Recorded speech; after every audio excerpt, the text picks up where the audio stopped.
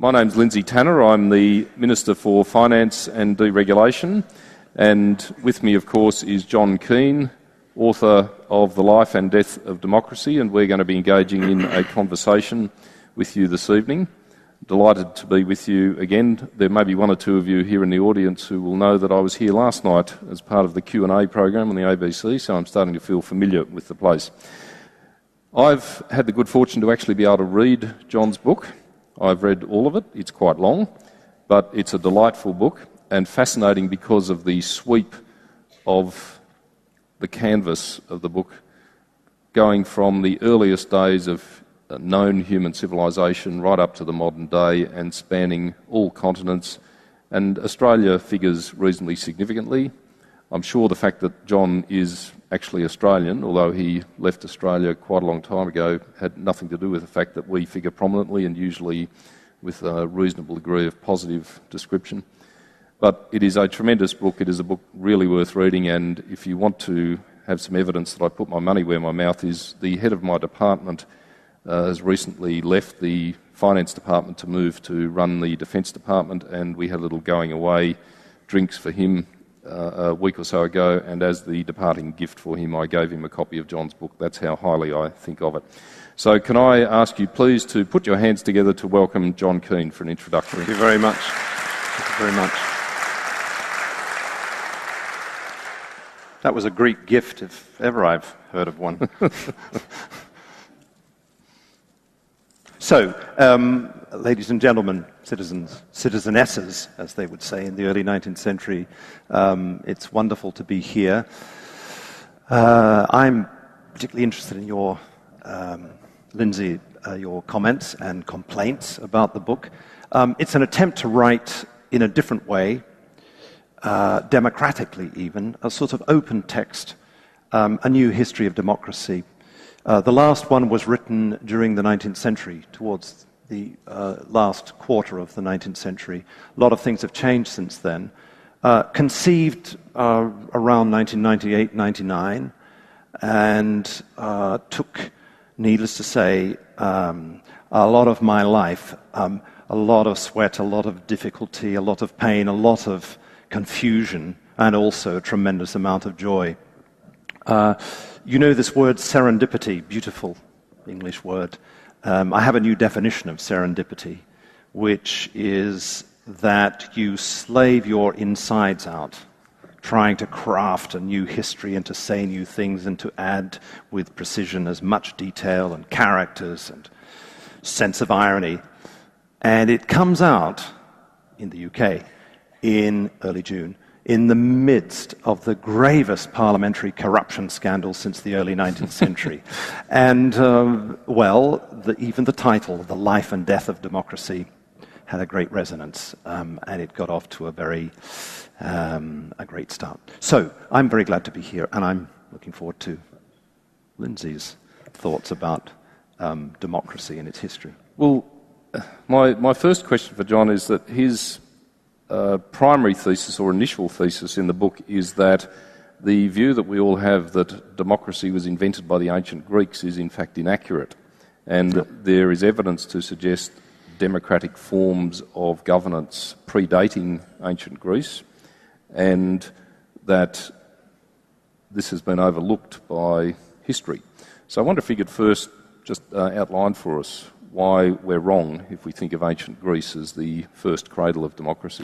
Yeah, I mean, one of the subtexts of the book is that it's important for democrats in the 21st century, wherever they are on the face of the earth, to have a much stronger sense of historicity, putting in, one of the aims of this book is to put a pair of eyes in the back of heads of readers.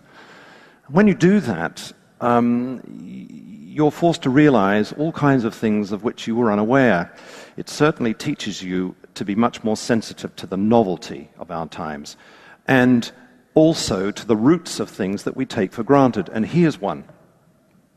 The idea that the dogma, I would say, that it all started in Athens is chronic. You find it in most textbooks on democracy. I think if you talk to taxi drivers, you talk to people in cafes, if you were to ask, they tell you, yeah, it's a kind of idea that started, I think, probably in Greece and in Athens. In fact, that view is a 19th century invention, and I detail in the book the work of historians who try to revive memories of Athens in a period when largely they'd been broken, smashed up and forgotten. And in particular the work of an English banker, polymath, also deeply involved in politics, one of the co-founders of University College London, George Grote, after whom a street is named in, I'm having trouble with my ear, after whom a street in Adelaide is named. And George Grote writes a 12-volume history of Greece in which this thesis is basically put, and it had tremendous effect. What I try to do in this book is to look at the archaeological evidence of the last generation, half generation. And two things are very striking. One is that the family of terms that has at its center demokratia, which was thought until quite recently to be probably an Athenian invention, probably sometime during the 5th century BCE. It turns out that there's a family of terms that are very closely related to demos, to demokratia and so on, that date from roughly 1500 BCE, and we know about them now because they appear in a language called Linear B, which was only decoded beginning in the early 1950s. And what you find are nouns and verbs. For example, the damo is in the ancient Mycenaean civilization is a group of people who once had property, who lost their property and become powerless. Well, this family of terms passes into classical Greek. So this is one way in which I think the whole story of the origins of democracy needs to be revised. But perhaps more important, a blow against Orientalism, we could say, is the clear evidence that assemblies, institutions where people gather as equals to decide things, to decide who gets what, when, and how, the birth of politics, assemblies are undoubtedly an invention of the towns of ancient Syria, Mesopotamia. And we owe this insight to the work of, initially, of a Danish archaeologist named Thorkild Jacobsen. He worked for many years in Chicago. And what you see from the evidence is that assemblies flourish from around 2500 BCE. That is 2,000 years before Athens. And they spring up, it's a sweet irony, or bittersweet irony, in Syria, Mesopotamia, in countries that are today Syria, Iraq, and Iran. I found that rather amusing as I was writing this during the Bush years. These assemblies are transported partly to the east into what is today Pakistan and Western India, and they're transported to the west through the Phoenician world into the Greek world. And what the Greeks did was claim assemblies as their own invention. So, to put it simply, the lamp of the first phase of democracy, assembly-based democracy, is lit, or was lit in the East. And that's evidence-based. But I think what the effect of this is to break this 19th century view that the origins of the West is traceable to Athens, to the Greek world, to Hellas, and that democracy, too, is a Western invention. In fact, the evidence suggests that it has hybrid origins, and that if the basic unit of early democracy is the assembly, then this is an Eastern gift to the world. And that opens up a sense, I think, that democracy belongs to many more peoples than to peoples of the so-called West. You go on in the book to suggest that where you have the establishment of, I suppose you'd call it organised democracy, and ancient Athens is the first example, but there are modern examples, that there is something of an innate tendency for that to then be followed by military adventurism and by the organised state that is being run at least on some democratic basis for reasons that I'm interested to hear. has a propensity to then look outward and seek to conquer neighbours, supposedly for the purpose of persuading them how to run themselves better, i.e. be democratic, but in practice, of course, being essentially imperial in nature. How strong do you think the evidence is to connect those two? Well, it's shocking for anybody who thinks that democracy equals non-violent power sharing among citizens, that democracy is essentially pacific, because the evidence is very clear that in the case of Athens, which of course becomes the major imperial power, as you say, in the Greek world during the 5th century, it comes as a surprise and a shock to find that actually the democracy is shot through with military ethos. And many of the problems that the Athenian polis, that the paniques, the assembly, has to handle are to do with war. Athens is at war for most of the 5th century. There are very brief periods when it is not. And most shocking of all, it should be for us, I think, is that when you look at the justifications of democracy, why is democracy such a good thing in the ancient Athenian assembly, there are no democratic thinkers, by the way, who make arguments for it. The arguments you have to reconstruct from the speeches, from poetry, from plays. But when you look at the leading, I would say, dominant justification for democratia in Athens, it is that it makes we, Athenians, powerful, militarily strong in the Greek world. That's pretty shocking for us. And that is not to say that democracy is essentially a militaristic ideal, but in the Athenian case, it's undoubtedly infected by the spirit of war. One of the things that I try to do in the book is introduce the rather scanty evidence that we have, but nevertheless evidence it is, of up to 100 democracies in the Greek world, some of them older than Athens. This is another way of getting at George Grote. In other words, to say, well, actually, we ought to look at the pluralism of democracies in the 6th and 5th and 4th centuries. And it's interesting on the question of war and militarism and violence that during the course of the 4th century, there is a league formed called the Arcadian League, which you can think about as, in a way, doing something similar to what the European Union is doing, trying to put an end to war by putting stops on the constant rivalry of states in this Greek world. And what the Arcadian League does is form something like a federated or confederated polity. It has a capital, megalopolis, and it tries to pool military resources for protecting a number of democracies, and it also produces arguably the first cross-border assembly in the history of democracy. It survived for rather a long time. It was often in tension with Athens, but it shows that the early democracies, assembly democracies, had this capacity to deal with war, to problematize war, to hold at arm's length stasis, this sense of decline and degeneration and decadence that would inevitably engulf democracy. So we need to know more about these democracies. Unfortunately, most archaeological resources, the digs, have concentrated on Athens. The American school at Athens has been disproportionately resourced. So it dug up the facts that confirm the 19th century Grote view that it all started in Athens.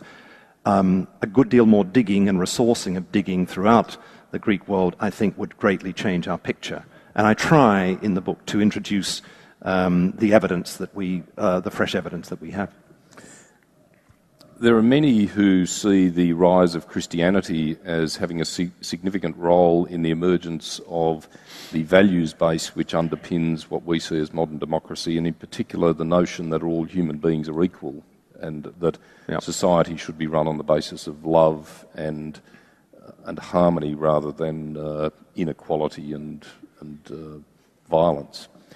But you introduce in the book an interesting angle with respect to the rise of Christianity, which I think bears further elaboration, and that is that the early Christian churches were the first religions to have designated specific responsibilities for particular office holders as part of how they organised themselves, and that this was in some respects a precursor to structures that enable democracy. Can you elaborate on that? Yeah, it's a long and complicated history, and on a Friday night you might not be in the mood for talking about Christianity and democracy, but never mind other religions' contributions, including, for example, Islam, which I try to give as much prominence as I can in the book. But there's no doubt that the spirit of Christianity played an enormous role in the birth of a second phase of democracy, what came to be called by the last quarter of the 18th century representative democracy. The Greeks, by the way, had no word for representation or representative. They literally could not think in their universe of discourse of democracy as periodic elections of representatives who would, like you, who would be periodically put to the test and booted out, unlike you. So far, so good. And so what I try to do in the book is to look at the various overlapping, complicated processes, the fascinating characters, the ironies that fed the invention, the mutation that came to be called representative democracy. And one of the earliest contributions of the Christian world in Europe, medieval Christianity. By the way, the distinction between modernity, or the modern world, and the medieval world doesn't make very much sense when it comes to looking at the history of democracy, because many of the so-called modern institutions, like liberty of the press, constitutional conventions, the secret ballot, trial by jury, have the mark of medieval Christianity stamped all over them. You mentioned the case of office holding. It's not everybody's cup of tea to talk about offices, but it's really a very basic invention, a gift of Christianity to what later comes to be representative democracy. And the idea is this: the church takes over what's left of the Roman Empire, and it, in effect, is the central organizing institution of medieval Europe. And it has, from top down, the problem of governing itself. And there are many things that happen in this medieval church, including the invention of councils. These are councils of representatives whose job is to actually govern the church. And as you know, the split, the irreversible split that happened in the church, had to do with whether popes could or should be elected by councils, or whether, top down, God's gift, the pope would simply be anointed as an uncontestable leader, spiritual and temporal, of the church. The church, in trying to govern itself, is a laboratory in which the whole idea of office holding happens. What is an office? When you think about it, it is what the church does is effectively invent this separation between people and the roles that they play, so that at various levels in the church, the bishops down to the monks and friars, are seen as holding offices. That is, they play a role within the church, but they do not own that role, and they are not identical with that role. And, more than that, the church infects roles. It defines roles in terms of duties and entitlements. So, according to medieval Christianity, you can hold an office which has a spiritual role in the church, and a functional role. But if you violate the norms of the church, then you lose the entitlements, land or tithes or gifts and so on. You lose those entitlements. And my idea is that it's this invention of office holding on the condition that the office holder does not think that she owns that office, and that the office holder can be kicked out, removed from office. That is a basic invention, later a gift to the whole world of representative democracy. I say in the book, I couldn't quote it because it would have cost several £1,000s to quote for the rights. But, there is a famous line from Bob Dylan that you may think there's a big gap between medieval Christianity and Bob Dylan, but there's a famous line from Dylan about how there are times when even the President of the United States has to stand naked before the people. The idea is there that the President of the United States is not identical with the role of President. Barack Obama doesn't own the presidency. George Bush thought he did at certain times, I had the feeling. But the principle of representative democracy is that it insists on the differentiation, and therefore you can kick the buggers out. That's basically a very long-winded way of saying that a grand irony in the history of democracy, and there are many of them, is that medieval Christianity gave us the ability to think about office holding and the rules and conditions of office holding. I think it's really interesting. Now, moving on, you've mentioned the United States, and one of the more facile myths that has prevailed about democracy and the history of democracy, of course, has been that it was invented in the United States in 1776, and that essentially the USA was the world's first democratic state. Now, clearly there are major deficiencies with this argument, both with respect to what it ignores elsewhere, but also with respect to the nature of what the US was at that time. In my view, the US at that time was essentially a carbon copy of the British Constitution, except with an elected king, or a semi-elected king, and that one of the interesting things about the United States now is that the relative distribution of powers between the legislature and the executive has a certain amount of similarity with its equivalent in late 18th century Britain, from which it's drawn. And because of the structure of the Constitution, it has not evolved into something anywhere near as different as the British Constitution, unwritten as it is, has. So I'm interested to hear your view on the significance for the evolution of democracy of the American Revolution and the establishment of the United States. Yeah. In 1989, in the spring of 1989, Francis Fukuyama famously wrote this essay called The End of History, and it subsequently became a book, and he won world notoriety for that thesis. The timing was impeccable. If you look at that essay, again, you will find within it exactly this presumption that liberal democracy, symbolized by the institutions and the spirit of American liberal democracy, have their roots in the events of 1776. And as you know, the Fukuyama thesis, at the point at which the Soviet Empire is collapsing and the Velvet Revolutions, as they come to be called, are erupting, managed to get the timing absolutely right. And here the idea is that liberal, Western, liberal representative democracy is basically an American gift to the modern world. I think that's factually incorrect. I think it's nonsense. And I spend a couple of hundred pages getting my axe out, or scalpel.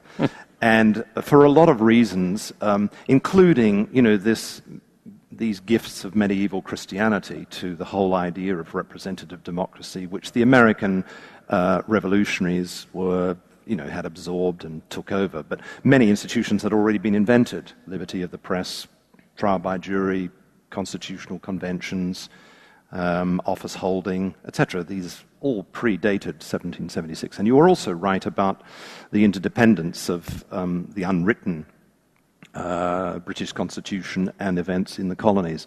But the main difficulty is that if you look carefully at the constitutional debates from just before the Declaration of Independence through to 1787, democracy is a dirty word.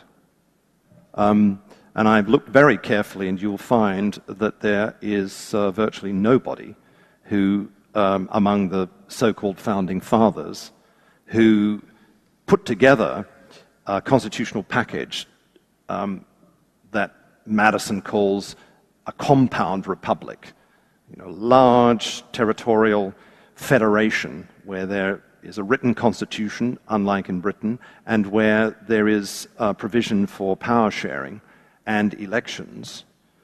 When you actually look in detail at this, you see that none of the architects of the Constitution, in all of the constitutional debate, has any affection for democracy. That's a paradox, and that's a very interesting clue.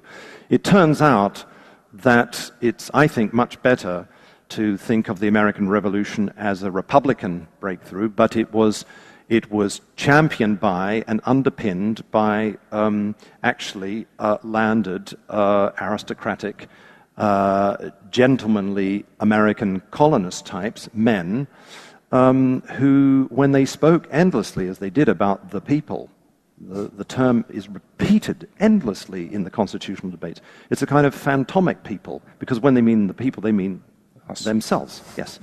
And it's only really in the years 1792, early 1793, that the word democracy comes into the American Republic. It's a gift of the French ambassador. Actually, he comes and he agitates, saying, in France we have a revolution, and we speak a lot about démocratie. And very quickly there springs up in America the first Republican democratic societies. Some of them are called democratic societies, and they spring up in defense of the French Revolution. It's the beginning of the origins of the Democratic Party. And it's only because of Jefferson, the struggle to institutionalize a rotation of power, that a multi-party system is born. And it's only in the 1820s, in the Andrew Jackson period, that the word democracy begins to grip large numbers of Americans, and a whole 19th century process begins of trying to democratize the American Constitution. So I think Fukuyama, got it all wrong historically. This is not to, one last word, it's not to somehow deny the extraordinary qualities of the American 19th century struggle for democracy. It's a really remarkable episode of doing many, many things, and also having a civil war about the meaning of democracy. But it's also, one last comment, it's also the birth of representative democracy in America goes hand in hand with the birth of empire. And that bedevils the United States until today.